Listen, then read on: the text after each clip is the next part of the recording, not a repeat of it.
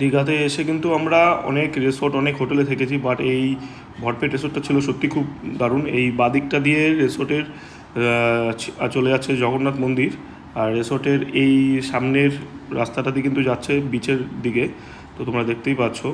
আর রিসোর্টে আমরা যখন প্রবেশ করলাম, রিসোর্টের একদম বাদিকে কিন্তু রয়েছে এদের নিজস্ব রেস্টুরেন্ট, ভরপেট রেস্টুরেন্টের খাওয়া দাওয়া কিন্তু সত্যি দারুণ ছিল। এই যে দেখতে পাচ্ছ, আমরা দুপুরে খাওয়া দাওয়া করতে বসে গিয়েছিলাম। তো ডান দিকটায় রিসোর্টের ভিতরে ঢুকে ডান দিকে কিন্তু রয়েছে এদের রিসেপশন। আর এটা কিন্তু পুরোপুরি কটেজ সিস্টেম, এতে কোনো ডিউল্যাক্স সুপার ডিউল্যাক্স কোনো রুম নয়, যা আছে সব কটেজ সিস্টেম। আর এক একটা কটেজের এক একটা নাম আছে। এই দেখো, এই কটেজটার নাম কিন্তু অরিত্রা।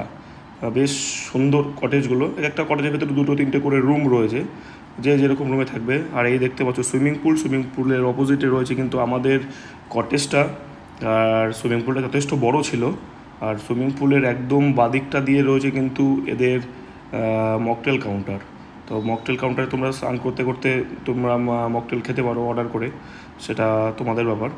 তো দেখতেই পাচ্ছ।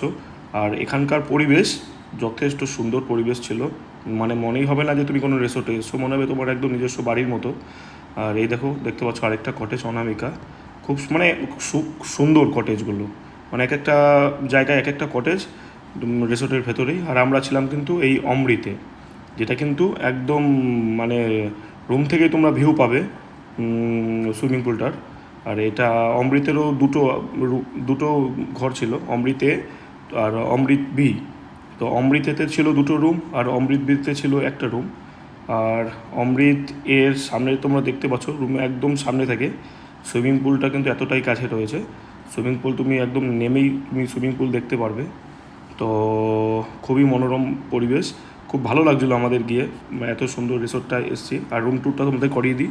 ঢোকার সাথে সাথে বাদিকে একটা দোলনা দেখতে পেলে, আর এই যে একটা রুম রয়েছে, তো যথেষ্ট স্পেসিয়াস ছিল রুমগুলো, বাচ্চা কাচ্চা মানে খেলে মজা করতে পারছিল।